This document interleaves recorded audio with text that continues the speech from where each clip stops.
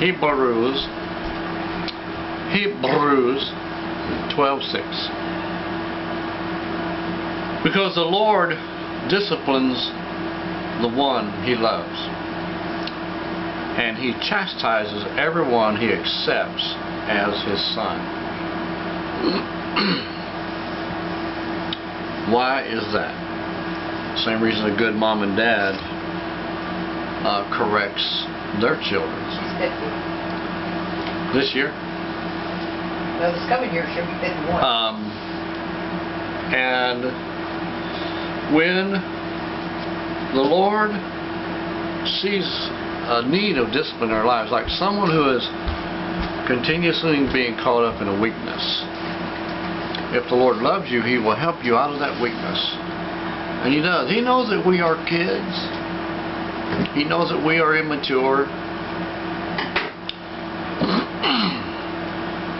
So what is a spoiled brat? A spoiled brat is someone who doesn't want to get out of the weakness. As a matter of fact, a spoiled brat will gather other weaknesses along with it. He will drink, and he will smoke, he will chew, he will not have a job. He's a spoiled brat, or she. She will have multiple love partners. You know, a woman seems to go That's nasty. with that more than anything because a woman desires to be pampered or paid attention to.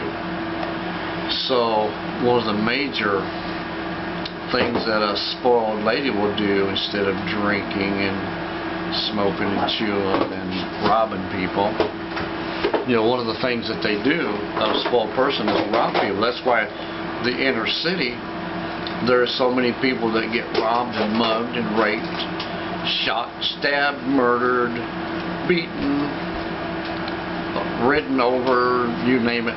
It's because these spoiled kids that never grow up, they're 70 years old, they never grow up, head of the mafia, you know, that type of thing.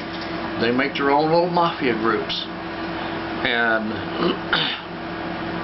become more and more sophisticated, in so much that it literally destroys the cities that it infiltrates.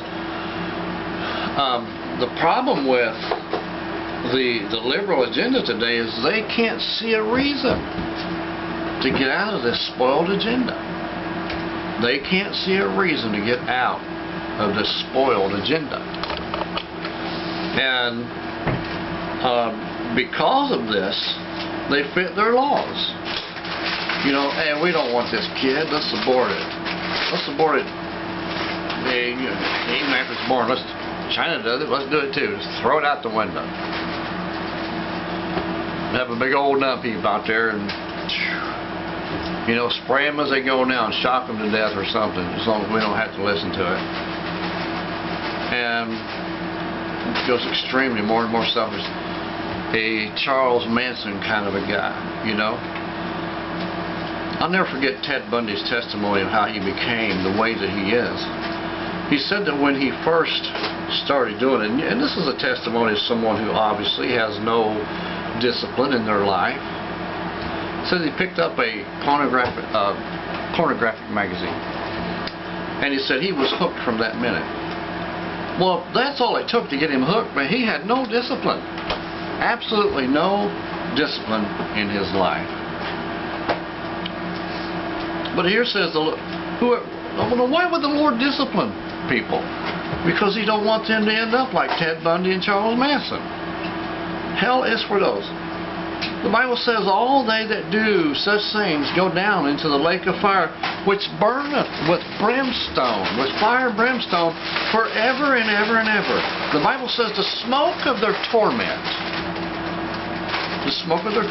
goes up forever and ever. And you say, well, isn't that trying to scare people straight? I didn't make the rules. Maybe it is. I don't know why God does it. I know that God is love. But listen to this. Okay, here's some reasoning you can put together, fit perfectly together. One equal equals the other equal. Makes a perfectly one whole. God is as perfect in His anger. He is as perfect in His judgment as He is in His love. God has a negative side and God has a positive side. No, the negative side of God is not the devil. But the devil only wishes that it was. That way he wouldn't have to spend forever in hell, along with everyone else who does all these things. Because He is perfect in His judgment. There is a consequence to rejecting love. Listen, if you're married to somebody and you all of a sudden find somebody you like better, how many people have been shot for that cause? How many people would have been better off keeping their eyes off that other person? What's because there is a judgment that goes along with love, if it's really love. That's why the Bible says Christ chastises those that He loves. And the problem with the liberals today, man, they have not found reason. They have not found reason to discipline. Their lifestyle, you know, it's like Hillary. She's still living in the 60s. Man, let it all hang out. Hey, this is free love, free sex, free no commitment. There is no absolutes type thing with Hillary, you know. But God is all absolutes. Everything God says automatically becomes a law.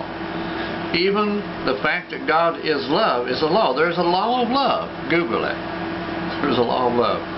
It's in the New Testament book of, I think it's in the book of Romans. God's law of love. Okay, let me look it up real quick for you here. Let's see, I can't think of it right offhand. Law of love.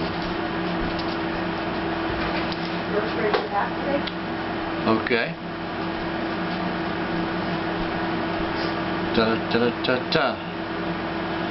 Galatians, the Apostle Paul wrote it.